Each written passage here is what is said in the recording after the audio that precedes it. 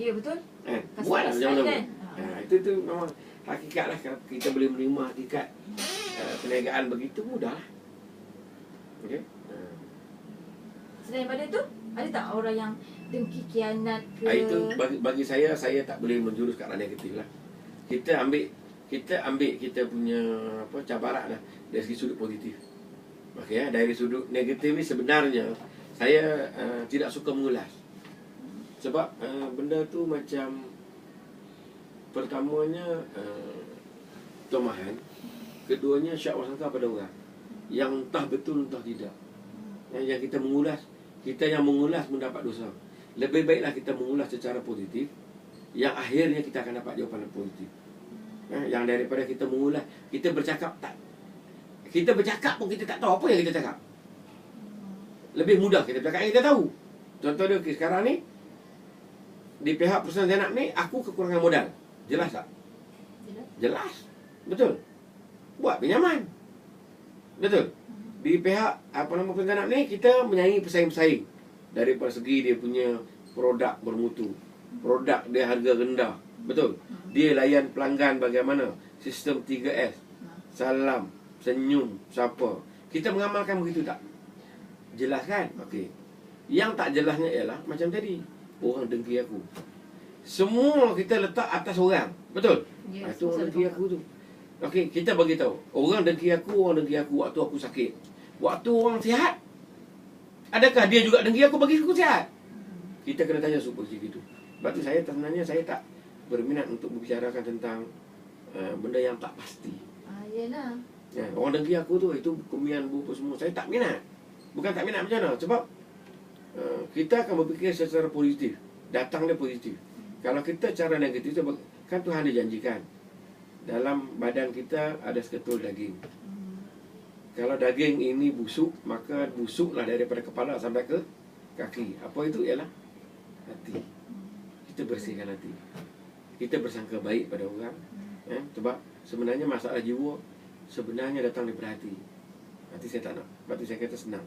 Saya secara positifnya saya membincangkan tentang apakah permasalahan saya. Okey, pertamanya dari segi modal, contoh dia. Keduanya dari segi pesaing. Ketiganya dari segi logistik, bangunan dan sebagainya. Itu yang kita perlu bincangkan. Yang mana kita bincang pun, orang dengar pun dia akan menjadi pesi kepada kita. Ada memudah cara untuk kita jalankan langkah-langkah tertentu. Betul? Daripada kita membicarakan tadi, orang tak kemian 5 kilo kat kedai aku, dia bercakap pun dia macam kita juga. Betul? Dia pun tak tahu apa yang dia cakap. Kita dengar pun, kita pun tak tahu apa dia cakap. Sebab tu saya punya sistem dalam hidup saya ada prinsip hidup. Saya tidak suka bercakap andaian. Menghitung 1000 kali kalau. Kalau berkalau. Ya, tak ada. Dalam hidup saya tak ada kalau. Macam tadi lah, janji 9.5, 9.5. Tak betul. Itu prinsip hidup saya. Saya kena pegang. Kalau saya terlewat, maklum balas. Itu saya tak bagi warna kat saya. Tak, bukan. Tak boleh. Itu bukan. Boleh lah. Bukan. Saya kena buat ujian lah. Saya tengok. Okey, di manakah tahap audiens saya sekarang? Disiplin dia berada 5%. Disiplin dia berada 50%. Jadi daripada sinilah sekurang-kurangnya dapat jumpa saya, kan? Satu perubahan ajakan paradigma yang amat sangat. Betul. Contoh dia, aku mesti punch card di sekolah jam 7. Sebab perhimpunan berlaku 7:05. Jadi aku sekarang ni sebagai guru. Nanti aku akan naik pangkat sebagai seorang guru besar dan sebagai seorang pengetua. Jadi anak buah aku buat begini, bagaimana? Betul. Jadi kalau saya sebagai seorang guru, saya tengok guru besar saya pagi-pagi dah 6.30, 45, 6.45 dah pegang rotan di pintu pagar walaupun tak rotan orang. Jadi kalau saya sebagai seorang guru yang masuk pukul 7 suku, 7.20, saya kata takkan tak ada sentuhan. Betul? Tak tersentuh dah ni. Takkan tak ada sentuhan. Betul tak? Tersusuk dah ni. Jadi kan guru besar duduk tunggu depan ni. Guru besar ni takkan ada senyumnya. Tapi kita fahamkah apakah nilai senyum ni? Itu yang sebab tu saya berbalik pada soal prinsip bisnes, saya begitu. Sebab tu insya-Allah ni di antaranya saya tak boleh cakap saya maju. Saya tak boleh cakap saya berjaya. Biarlah orang luar yang menilai saya. Jadi penilaian yang apa yang orang luar buat. Dan semalam saya dapat berdiskus dengan semua staf-staf penjara. Saya dijemput ada talk malam di penjara. Saya secara terus terang lah, saya bertanya. Saya tanya kepada audiens saya tu, saya minta lah secara telusnya berkongsi pendapat dengan saya. Apakah perubahan yang demi kebaikan yang harus saya buat, yang demi saya buat untuk memajukan diri saya. Dan apakah prasejarah saya ini boleh diperbaiki, atau apakah prasejarah saya ini ada kebaikan yang kita boleh berkongsi dengan semua orang. Tapi alhamdulillah, semalam saya dapat jawapan yang cukup positif, yang bagaimana saya menerangkan kepada dia orang bagaimana saya bermula dengan gaji 3 angka. Semalam bagi ceramah dekat apa ni, kat penjara tu berkaitan dengan apa? Berkaitan dengan perkongsian kejayaan. Oh. Dan saya kena sebutlah sejarah hidup saya, betul. Dulu saya buat apa, saya tak boleh bohong. Sebab audien dalam tu 60% adalah kawan-kawan saya. Berapa orang yang datang semalam? Hampir 60 orang.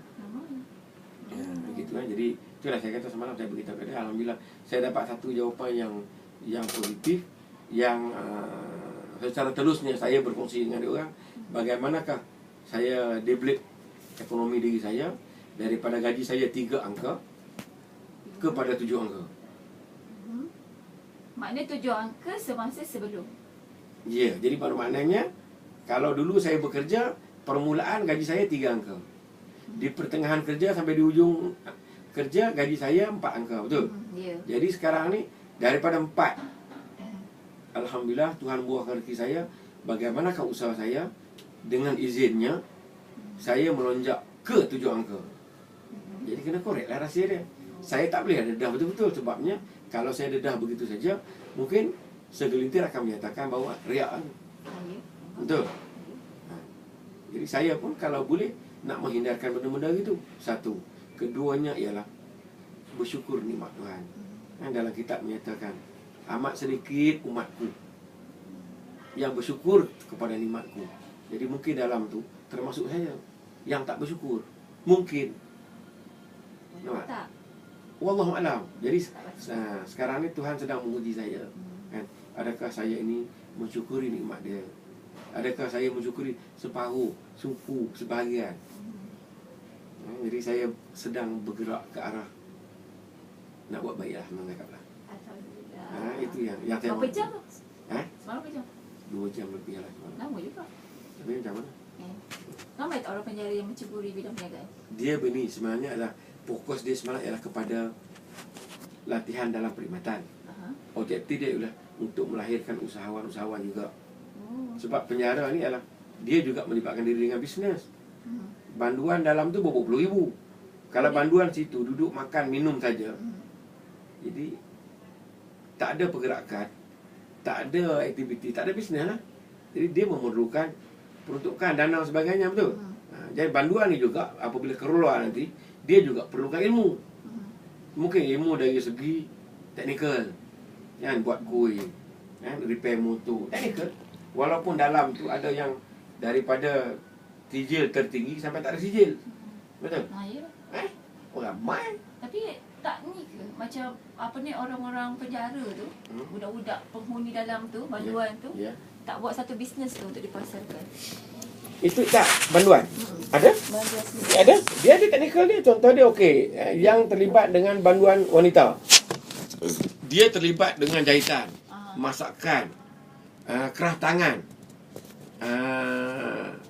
berkebun. Ada? Yang sesuai. Dia tempahan Dia orang tempahan? Ada. Contoh dia pelibatan dobi. Kalau sekolah ada hantar dobi, hantar penjara. Dia punya tu bayarannya murah. kalau macam ni, baju buat jahitan semua? Boleh. Berhubunglah dengan pegawai penjara. Tak tahu cerita pun.